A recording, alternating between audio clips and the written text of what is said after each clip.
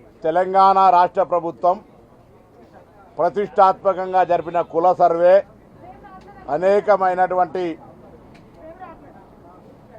Steps అంటే పద్ధతి ప్రకారంగా సబ్ కమిటీ వేసుకొని బీసీ కమిషన్ వేసుకొని డెడికేషన్ కమిషన్ వేసుకొని దాని తదుపరి క్యాబినెట్ అప్రూవల్ చేసుకొని దాని సభ లోపల యాక్ట్ 3 యాక్ట్ 4 చట్టం చేసుకొని ఒకటేమో స్థానిక సంస్థల్లో 42% రిజర్వేషన్కు, అదేవిధంగా విద్యా ఉపాధి అవకాశాల్లో 42% రిజర్వేషన్ సంబంధించినటువంటి ప్రతిపాదనల్ని చట్టం రూపంలో ఏకగ్రీవంగా చేసుకొని గౌరవ గవర్నర్ గారి దగ్గరికి పంపడం జరిగింది.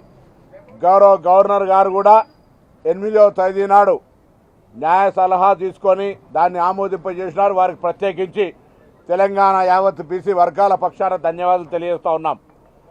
త్వరలోనే ఈ వారం రోజుల్లో తెలంగాణలో ఉన్నటువంటి బీసీ మేధావులను, బీసీ కుల సంఘాలను, బీసీ ఉద్యోగ సంఘాలను, బీసీలకు సంబంధించినటువంటి అనేక మంది ఏ 42% సంబంధించి ఆకాంక్షించారో వాళ్ళందరితోటి సమావేశాలు ఏర్పరచుకొని భవిష్యత్తు కార్యాచరణ తీసుకోవడం జరుగుతుంది. గౌరవ ముఖ్యమంత్రి గారు, ఉప ముఖ్యమంత్రి గారు, పిసిసి అధ్యక్షులు కూడా ఇందుకు సంబంధించిన నిర్దేశన చేయడం జరిగింది. అదేవిధంగా అన్ని రాజకీయ పార్టీలను కూడా ఒక ఏ శాసనసభలోనైతే అది బీజేపీ కానీ టీఆర్ఎస్ ఎంఐఎంతో సహా ఏకగ్రీవ తీర్మానానికి మద్దతు ఇచ్చినారో మరియు కేంద్రంలో రాష్ట్రపతి గారి ఆమోదం పొందడానికి సంబంధించి కూడా భవిష్యత్ కార్యాచరణ తీసుకునే ఒక కార్యక్రమాన్ని రూపొందిస్తున్నాం. అందుకే ఈ సమావేశాల్లో ఒక రోడ్ మ్యాప్ తయారు చేసుకొని దేశవ్యాప్తంగా తెలంగాణ రోల్ మోడల్గా ఉన్న ఈ యొక్క కుల సర్వే 42% రిజర్వేషన్ల చట్టాన్ని ఆమోదింపజేసుకొని తెలంగాణలో అమలు చేయడానికి సంబంధించిన ప్రక్రియను వేగవంతం చేస్తాం. తప్పకుండా అన్ని రాజకీయ పార్టీలు ఏ విధంగానైతే శాసనసభ వేదిక మద్దతు ఇచ్చినాయో ఇప్పుడు కూడా మద్దతు ఇవ్వాలని విజ్ఞప్తి చేస్తూ ఉన్నాం. ఢిల్లీకి సంబంధించి బాధ్యతగా ఇక్కడి నుంచి ప్రాతినిధ్యం వహిస్తున్న మంత్రులు కానీ కేంద్ర మంత్రులు, మిగతా అన్ని రాజకీయ పార్టీలు, అన్ని రాజకీయ పార్టీల పార్లమెంటు సభ్యులు ఇది చట్టంగా రాష్ట్రపతి ఆమోదం పొందే వరకు దీని పట్ల సానుకూలంగా పనిచేయాలని కోరుతూ ఉన్నాం.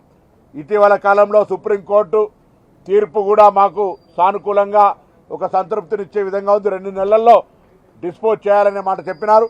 ఇది ప్రజల అభిప్రాయం మేరకు చట్టాల్లో గతంలో పేర్కొన్నట్టు విధంగా ఎంపైరికల్ డాటా, ప్రామాణికమైనటువంటి ఒక సహజ సర్వేల ద్వారా వచ్చినటువంటి సమాచారాన్ని పట్టిస్తూ ఉన్నాం. కాబట్టి ఎక్కడ కూడా న్యాయపరమైనటువంటి చిక్కులు లేవు. కాబట్టి ఈ సంబంధించిన అంశం మీద కూడా క్షేత్రస్థాయిలో మా గౌరవ శాసనసభ్యులందరికీ ఇలా చెప్పడం జరుగుతుంది.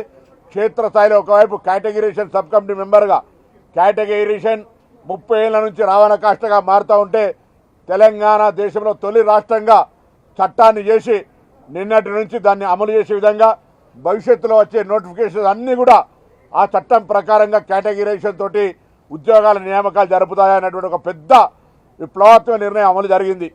అదే పద్ధతిలో బీసీలకు సంబంధించి చట్టాన్ని అమలు చేసుకొని భవిష్యత్తు లోపల స్థానిక సంస్థలు విద్యా ఉపాధి అవకాశాల్లో కూడా 42% అమలు చేయించేదాకా కూడా గౌరవ రేవంత్ రెడ్డి గారి నాయకత్వంలో ఉప ముఖ్యమంత్రి బట్టి విక్రమార్క గారు, పిసిసి అధ్యక్షులు మహేష్ కుమార్ గౌడ్ గారు అందరం కూడా పార్టీ సహచర మంత్రులు, శాసనసభ్యులు అందరూ కూడా కలిసి ఈ ముందుకు తీసుకుపోయి అమలు చేసే దిశ లోపల స్థానిక శాసనసభ్యులుగా, శాసన మండలి సభ్యులుగా, పార్లమెంటు సభ్యులుగా ఈ అంశాన్ని క్షేత్రస్థాయి దాకా కూడా ముందుకు తీసుకుపోయి ప్రజల్లో ఈ 2 ప్రధాన అంశాలు, సన్నబియ్యం ఉన్నాయి, ఆర్టీసీ మహిళలకు ఉచితం ఉంది, 200 యూనిట్లు ఉన్నాయి, సన్నవట్ల బోనస్ ఉంది, లేదా రుణమాఫీ ఉంది, అనేక కార్యక్రమాలు, ఇందిరా మిల్లు ఇవ్వబోతా ఉన్నాం, రేషన్ కార్డు ఇవ్వబోతా ఉన్నాం.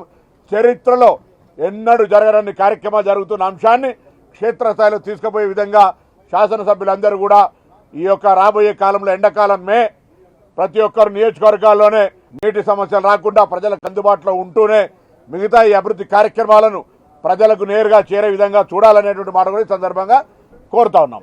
ప్రభుత్వం కూలిపోతుందంట, పారిశ్రామికవేత్తలంతా ఎమ్మెల్యేలను కొనడానికి సిద్ధమయ్యారంట. నేను ఆయన ట్రాన్స్పోర్ట్ బిజినెస్ మెన్ అనుకున్న ప్రభాకర్ రెడ్డి, ఆయన జ్యోతిష్కం చదివింది తెలియదు, మేము జ్యోతిష్కం చదవలే. మాకు ప్రజల విశ్వాసం ఇచ్చినారు. ప్రభుత్వం కూలిపోవాలని మీరో మీ నాయకుడో కోరుకుంటే చెప్పండి. ఎప్పటికే ఎన్నికైనా 16 నెలల నడవంగా కాళ్ళల్లో కట్టెడ్డం పెడుతున్నారు. ఇప్పుడు మళ్ళా పిల్లి శాపనార్థాలు పెట్టిరు. ఇప్పుడు మీరు ఇండస్ట్రియలిస్ట్ దగ్గర పైసలు తెచ్చుకొని మీకు కొత్త కాదు, మా ప్రభుత్వాన్ని కూలవడానికి ఏదో చేస్తామనేటువంటి కుట్ర చేస్తే ఇక్కడ ఓడు ఊరికే చేతులు దాపుకొని అటుగానే రా నాయన రా అని చెప్పడానికి లేవు.